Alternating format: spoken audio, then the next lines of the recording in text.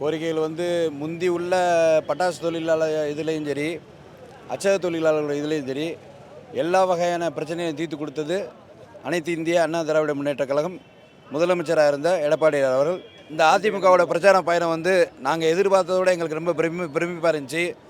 நாங்கள் சென்ற இடமெல்லாம் நாங்கள் ஒரு ரொம்ப இன்முகத்தோட எடப்பாடியார் அவர்கள் இருந்தாங்க. பிரச்சார கூட்டம் என்பது நீங்களே பார்த்துருப்பீங்க, எல்லா டிவிலையும் பார்த்துருப்பீங்க. அவர் செல்லும் வழி எல்லாமே மக்கள் கடலென கூடுகிறார்கள். அவ்வளவு பிரச்சனை மக்கள், தமிழ்நாட்டு மக்கள் தவித்து கொண்டிருக்கிறார்கள். எப்போ எங்கள் எடப்பாடியார் ஆட்சியில் கட்டிலில் அமர்வார் என அனைத்து மக்கள் எதிர்பார்த்து அவர் செல்லும் திசையெல்லாம் மக்கள் கூட்டம் அலைமோதுகிறது.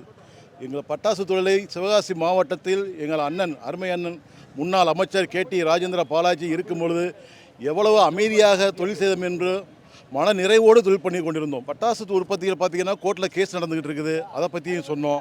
அதுபோக பார்த்திங்கன்னா சில விஷயங்கள் காலண்டர் பற்றியில் சொன்னாங்க, கரண்ட் விலைவாசி உரை பற்றி சொல்லியிருக்கிறாங்க. மெயினாக சொன்ன கோர்ட்டில் கேஸ் நடக்குது. இந்த தொழிலை முடக்குவதற்குண்டான வேலைகளை எங்களுக்கு கண்ணுக்கு தெரியாத எதிரிகள் செய்து கொண்டிருக்கிறார்கள்.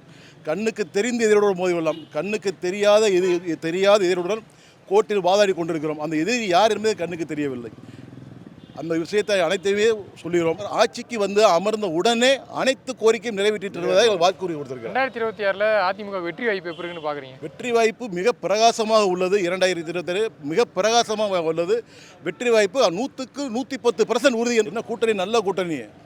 அவங்களுக்கு முன்னாடி பிஜேபி கூட்டணி வச்சது கிடையாதா? இவங்க மட்டும் தான் ஃபர்ஸ்ட் டைம் கூட்டணி வைக்கிறாங்களா? இது முன்னாடி திமுக பிஜேபி கூட்டணி வச்ச கட்சி தானே. அப்போ அந்த கருத்தை அவங்க எங்கே போனாங்க? அப்போ அந்த கருத்தை அவங்களுக்கு தெரியாமல் வச்சாங்களா?